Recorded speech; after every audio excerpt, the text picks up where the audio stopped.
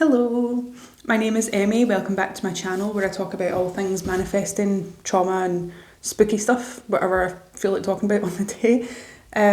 Today's topic is attachment theory. So, what is attachment theory? Attachment theory is the relationship that we have from infancy with a caregiver. So, this could be your parents, or if you don't have parents, it could have been like people who adopted you, or your foster parents, a grandparent, whatever your circumstance may be. And this can give way to four types of attachment. So there's secure, and then there's three types of insecure. So there's anxious, avoidant, and disorganized. And insecure attachment can be very painful.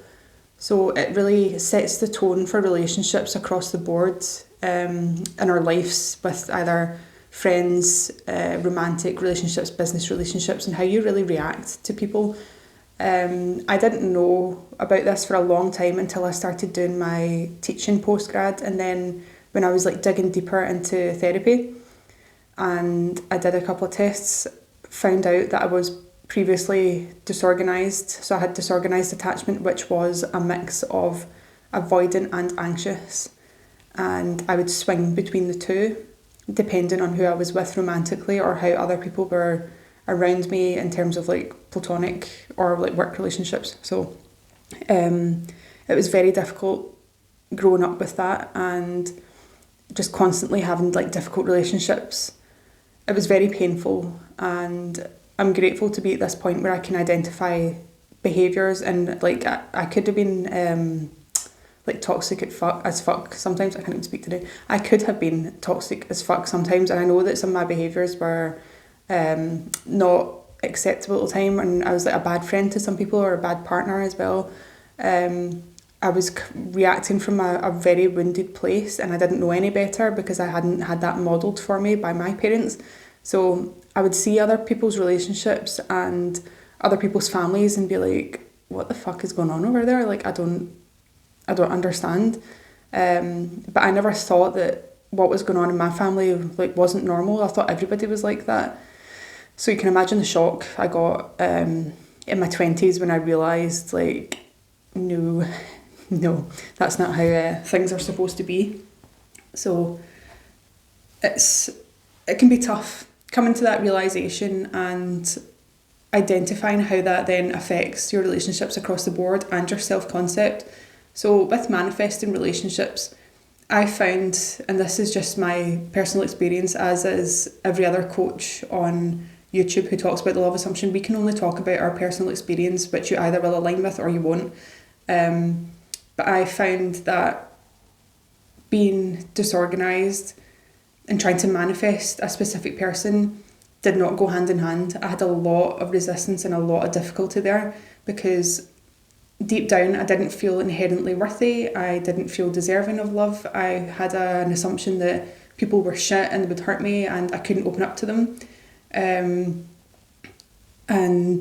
a lot of this was like deeply subconscious as well. So I'd be disorganised attachment. Us, we, them, everybody, we all look for love but are simultaneously afraid of it. So there's very much like a push-pull dynamic. And I noticed this in myself when I was like seeking romantic relationships. So I had to really take a good look at myself and be like, what is going on here? And I incorporated a lot of shadow work into that, where I identified core beliefs that I had about myself in relationships and about other people, and looked into my childhood and tried to like see where all this was coming from. And then I came up with affirmations to negate that and try and rewire the brain so that I didn't have the disorganised as the dominant thought process. And that was easier said than done. It did take some time, and it's something that I like constantly work on to make sure that I don't fall back into old habits or thought processes.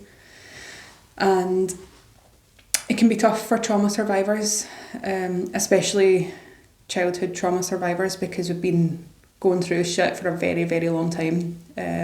So I'm 31 this year, and it took me until about the age of 27 to get out of that. But the good thing is, regardless of your attachment style, you can manifest whatever you want. And And I would recommend affirming or visualizing, whatever you use, like getting into the state, whatever, of being a securely attached person, so that you can create or what's the word I'm looking for? Manifest. I don't know why that was difficult to bring to mind there. So you can manifest your dream relationship, your dream person, and actually experience that relationship without any fear or anxiety. Because when I was manifesting SPs, like, they would come in thick and fast. I could like manifest them so easily, but it was keeping them that was the issue. And that was because of my self-concept and very poor assumptions about other people that I was having. And all of that was being reflected to me in the third dimension. So when folks say that you're manifesting instantly, you are, because it's being reflected back very quickly, because those were the dominant thoughts that I was having. And over the course of the last kind of couple of years, I've really seen that in action, and I feel like I can comment on it. I've created a thread on this on Instagram. I'll link it below, where I talked about attachment theory and manifesting.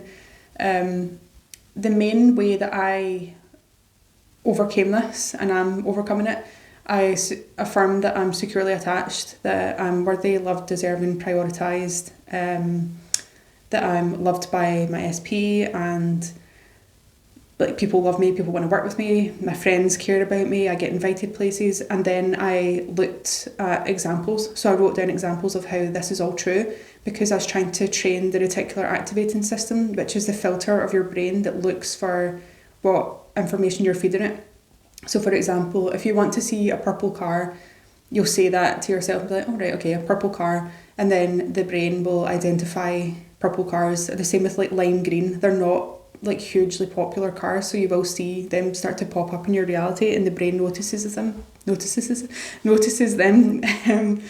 Same with like angel numbers. If you start to like notice heaps of angel numbers, that will just continue, and you'll see them all over the place, like Reggie plates or on Twitter, or just random places in your reality, like your food order ticket, shit like that.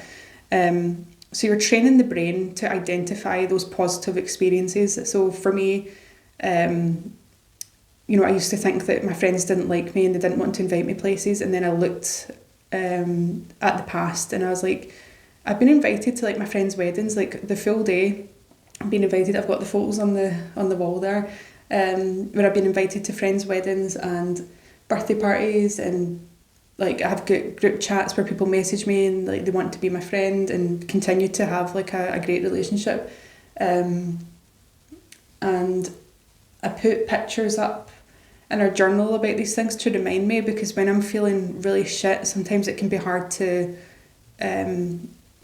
recall those memories, and you really have to train the brain to look for these things, these positive experiences that we have. So that's how I do it. I journal, and I make sure things are like in my visual line of sight as well to help me. But that's because I'm a visual person. I also have ADHD, so I don't have any object permanence, which means I struggle with recalling memories and people and things like that. I can't even remember what was in the inside of my fridge, like no joke. I bought doubles of things so many times because I can't remember. So you really need to find a way to hack your brain if you're a spicy brain gal like myself. But all in all, I found learning about attachment theory really helpful in manifesting SPs, and self-concept work as well. Like self-concept work goes hand in hand. I don't know what's going on with me today. Like maybe I'm just so excited and my brain's going quicker than my mouth, and I'm tripping over myself, which is quite common. Irn-Bru, if you want to sponsor me, that'd be lovely, considering I drink about 40 million cans of this. It's the most popular drink in Scotland. I think it's like the only place where Coca-Cola is not the top drink. But I digress. So attachment theory, self-concept work may be something to look into if you're having difficulty manifesting a specific person, whether that's an ex or someone new.